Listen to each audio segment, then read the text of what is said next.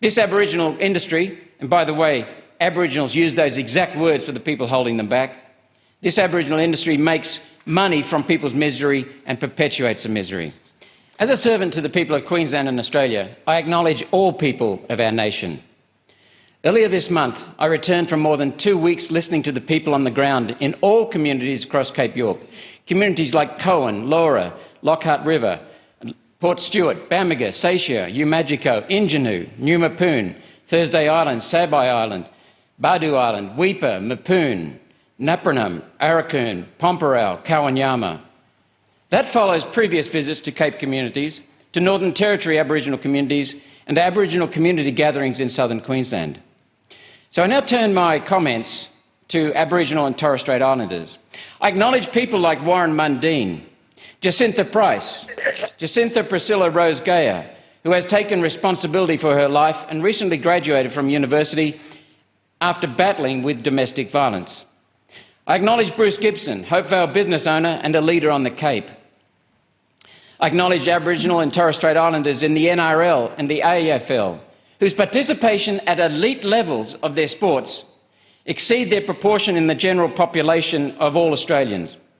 Aboriginals and Islanders are excelling in this country at times, just like other members of the community. And I acknowledge and wholeheartedly endorse Senator Pauline Hanson's speech and comments earlier this morning. Now, I'm no expert on Aboriginal and Islander matters, yet I am a human, and I know what I see in any community, regardless of race, colour, religion. Let me share some insights, because what is happening on the ground in Cape York is some exciting new improvements, yet a perpetuation of the misery and squalor that for too long has characterised some Aboriginal communities. First topic, native title. Recognition of previous occupancy is needed. White and black people on the Cape speak with a common voice, saying that that native title has added another layer to negotiations for development, and people largely accept that. What is not accepted is the inability of Aboriginal people to have rights to use their land due to the Native Title Act. I'll quote from a member of my staff who visited with me on the Cape. An unusual feature found in the preamble to the Native Title Act is a significant overemphasis on the influence of United Nations principles which do nothing to tangibly benefit Australia's Indigenous people. The Native Title Act, as told to me by Indigenous leaders and community members, is recognition, but otherwise offers little more than window dressing. It is hindering Indigenous people from advancing their interests in our society. Aboriginals are not able to achieve ownership of their own homes if the area falls into a native title. It's hurting the very people it was meant to serve. But maybe the meaning is beyond the Aboriginals and the whites in this country and has everything to do with the United Nations. Locking up land. What is the point, the Aboriginal leaders and members of the community say, to having native title when Aboriginals lack the rights to use the land, when Aboriginals cannot use it as collateral for starting a business? Next one, closing the gap. In my experience, we tend to achieve that on which we focus. Instead of focusing on a gap that will perpetuate the gap, we need to focus on standards applicable and expected in every community and measure progress toward that. A prominent Islander who earned my respect through our hours of discussion, he's involved in governance, expressed it well when he said bluntly that focusing on the gap perpetuates the gap because there is a whole industry that exists only while the gap exists. Those people, consultants, agencies, lawyers, politicians, ministers, exist only because of the gap. They have an interest in perpetuating the gap, and they do perpetuate the gap. The money, authority, power needs to be taken out of the hands of the Aboriginal industry and given to the Aboriginals and Islanders in the communities.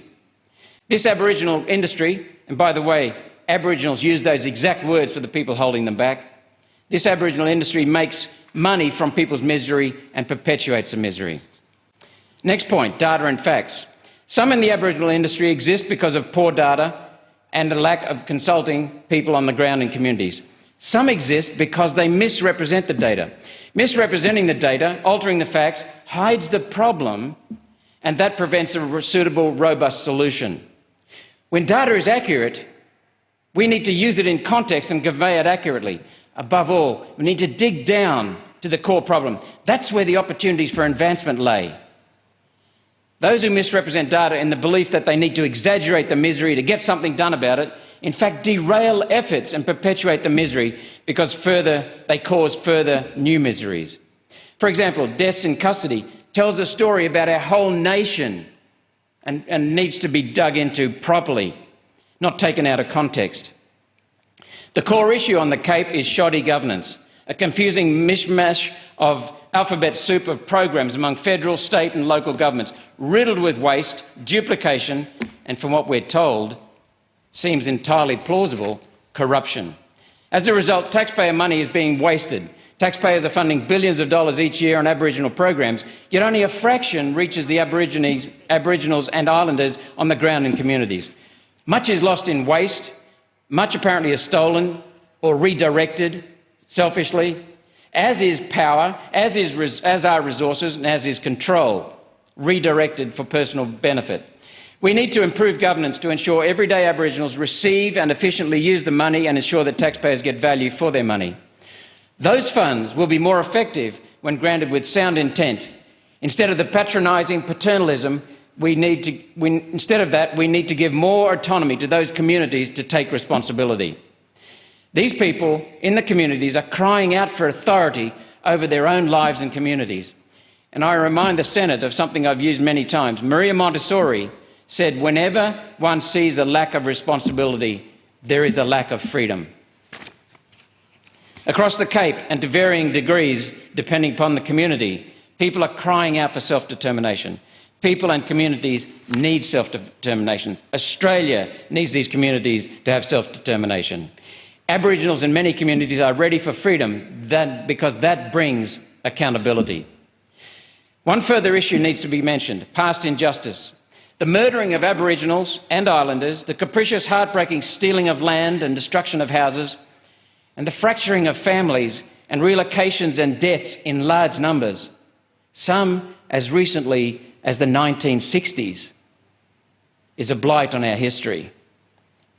Yet that is what they are, history.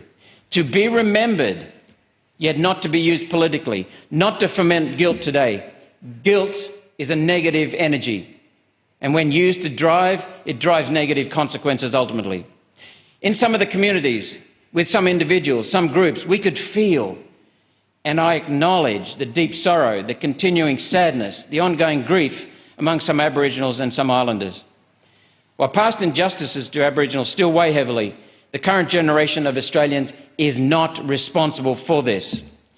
We are, though, responsible for the poor state of governance in state and federal governments. As voters, that is our responsibility. I turn to Indigenous voice.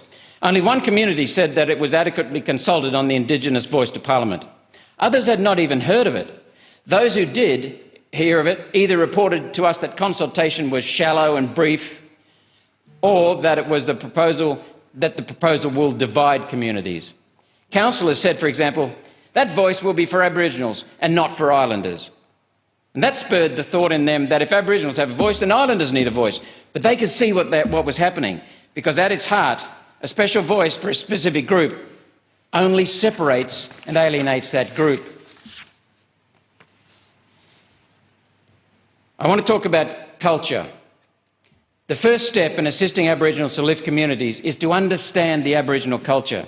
Now, I do not understand many aspects of Aboriginal and Islander culture, yet I can see and know that I do not know, and I do not understand the culture. I can see that cultural aspects are crucial for lasting solutions and progress. This is fundamental. It is the arrogance and ignorance in this building that proclaim solutions without understanding culture. And after listening closely to the people across the Cape so recently, I was shocked with the patronising paternalism heard in the other chamber last week.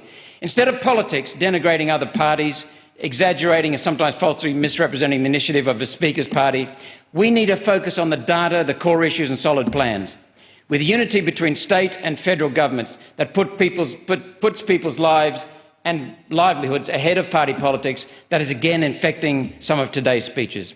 We need to focus on Aboriginal and Islander issues with the intent of freeing these people to be accountable and proud. That starts with real listening and real understanding and real involvement with authority. Your time has expired.